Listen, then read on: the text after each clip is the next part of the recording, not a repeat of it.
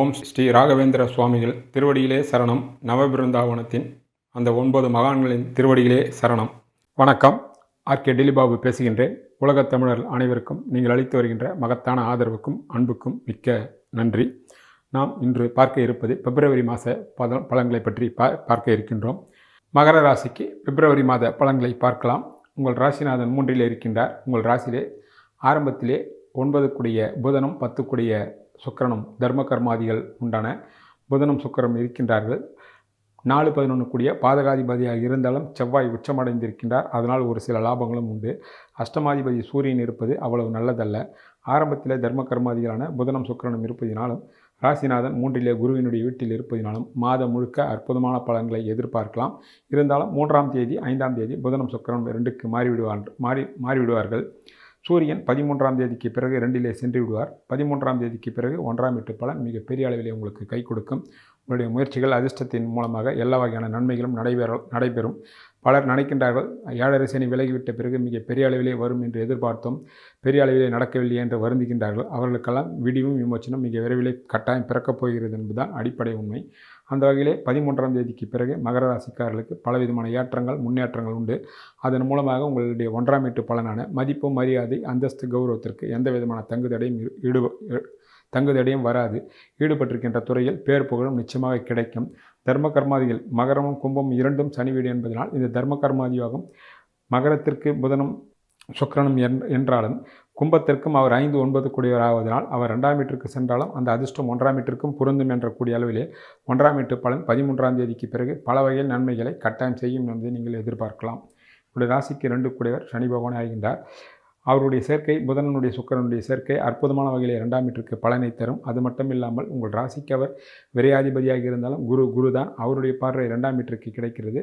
2ஆம் வீட்டு அதிபதி குருவினுடைய வீட்டிலே இருப்பதினால் மிக பெரிய அளவிலே யோகத்தை நீங்கள் எதிர்பார்க்கலாம்.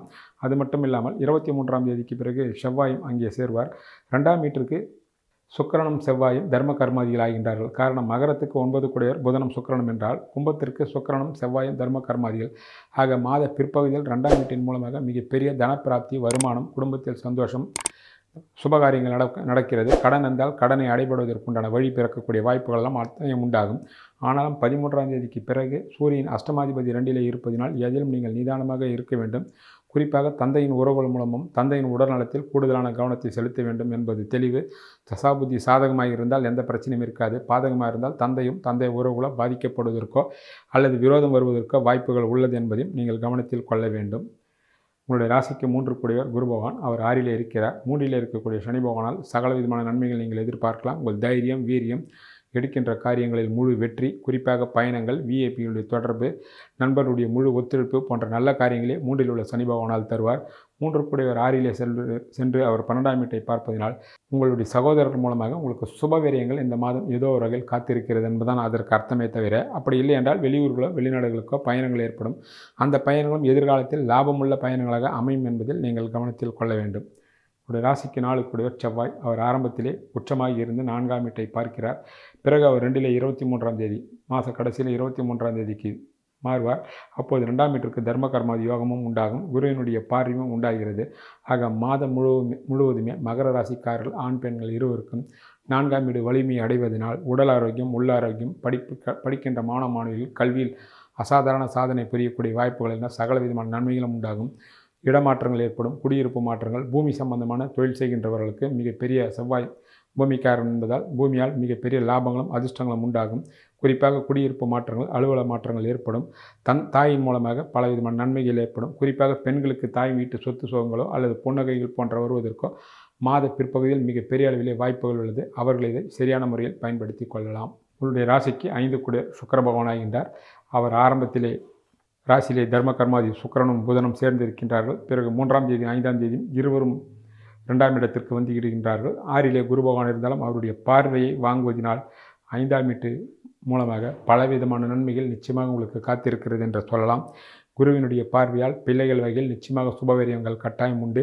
அது படிப்பு, கல்வி, வேலைவாய்ப்பு, வெளியூர் செல்வது, வெளிநாடு செல்வது, திருமணம், குழந்தை பாக்கியம் போன்ற எண்ணற்ற நல்ல பலன்களை பார்க்கக்கூடிய வாய்ப்புகள் கட்டாயம் உண்டாகும். 5ஆம் வீட்டு அதிபதிக்கு குரு சம்பந்தம் கிடைப்பதனால் பல பேருக்கு நீண்ட நாட்களாக குழந்தை இல்லாதவர்களுக்கும் இந்த மாதம் மாத பிற்பகுதியில் குழந்தை பாக்கியம் உண்டாவதற்கு வாய்ப்புகளும் உண்டாகும். பெண்கள் கருத்தரிக்கக்கூடிய காலங்களும் அற்புதமாக உருவாகும் என்பது தெளிவு.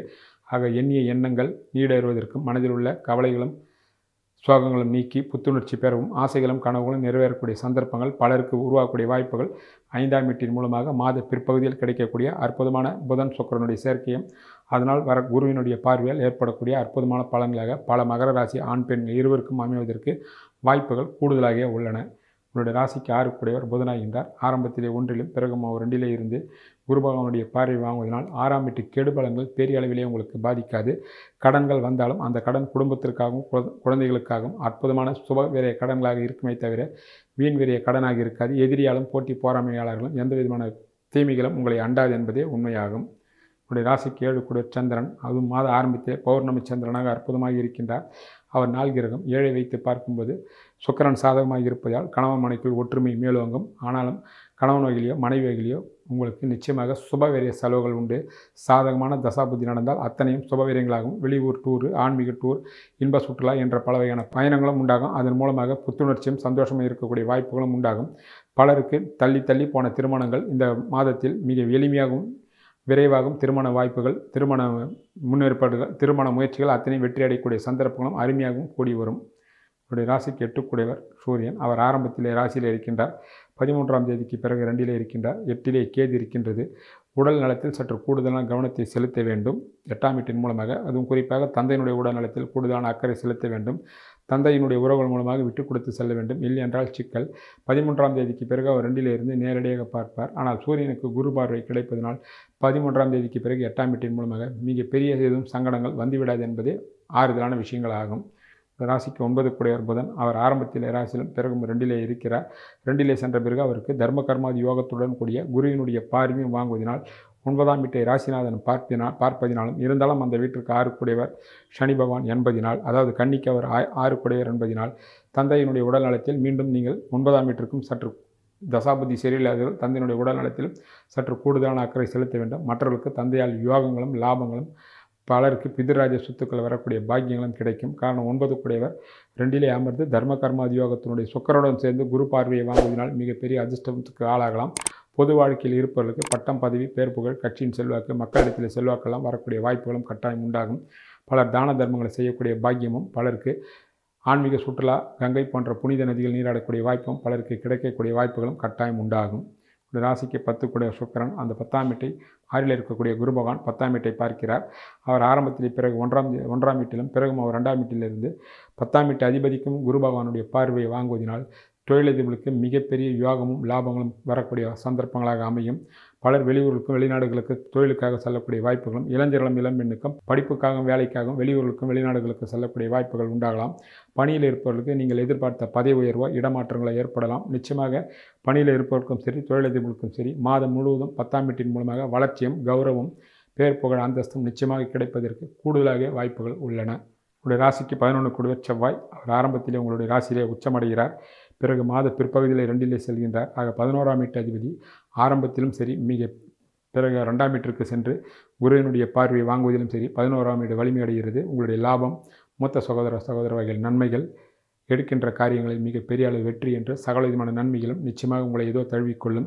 குறிப்பாக மூத்த சகோதரருடைய வாழ்விலும் உங்களுடைய முயற்சியில் மிகப்பெரிய வெற்றி கட்டாயம் காத்திருக்கிறது. நீண்ட நாட்களாக நீங்கள் உழைத்து அதற்குண்டான வெற்றி செய்தி வரவில்லையே என்று காத்திருப்பவர்களுக்கு இந்த மாதம் முடிவதற்குள் மிகப்பெரிய வெற்றி செய்தி நிச்சயமாக உங்களுக்கு வரும். ராசிக்கு 12 குரு பகவான். அவர் 6லிருந்து 12ஆம் வீட்டை பார்ப்பதினால், இயற்கை சுபர் இயற்கை வீட்டை பார்ப்பதினால் உங்களுக்கு ஆகக்கூடிய செலவுகள் எல்லாம் முழுமையாக மகர ராசி ஆண் பெண்கள் இருவருக்கும் 12ஆம் வீட்டை பொறுத்த வரைக்கும் ஆன்மீக சுற்றுலா பயணங்களுக்கு உண்டான செலவுகள் ஆகுமே தவிர வீண் வெறிய செலவுகள் ஆகாது. பயணங்களும் நல்ல பயணங்களாகும். மனதிற்கு நிம்மதியை தரக்கூடிய பயணங்களாகும். குலதெய்வத்தினுடைய அருளை பெறக்கூடிய பயணங்களாகவே அமையும். இந்த மாதத்திற்குண்டான தெய்வ வழிபாட்டினுடைய முறை முருகப்பெருமானை வணங்குவதும், கந்தசஷ்டி கவசத்தை படிப்பதும், அருகாமையில் உள்ள திருக்கோயிலுக்கு சென்று நெய் தீபத்தை ஏற்றலாம்.